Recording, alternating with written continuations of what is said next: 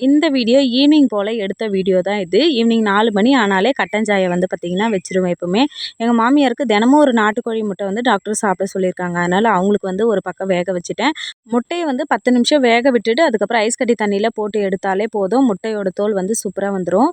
நான் வந்து எப்போயாவது தலைவலினா மட்டும்தான் வந்து பார்த்திங்கன்னா டீலாம் குடிப்பேன். மற்றபடி டீ அதிகமாக எடுத்துக்க மாட்டேன். ஸோ இன்றைக்கி வந்து கேரளாவில் இந்த ஃபேஷன் ஃப்ரூட்டுன்னு சொல்லுவாங்க பார்த்தீங்களா, அந்த பழம் வீட்டில் இருந்தது. அதை தான் வந்து பார்த்திங்கன்னா நான் ஜூஸ் போட்டு குடித்தேன். அதுக்கப்புறமா நாத்தனார் பசங்களும் நாத்தனார் குழந்தைங்களும் வந்து வீட்டுக்கு வரேன்னு சொல்லியிருந்தாங்க. அதனால் வேகமாக நெய்ச்சோறும் உருளைக்கிழங்கு போட்டு மசாலா குழம்பு தான் வந்து செஞ்சுருந்தேன்.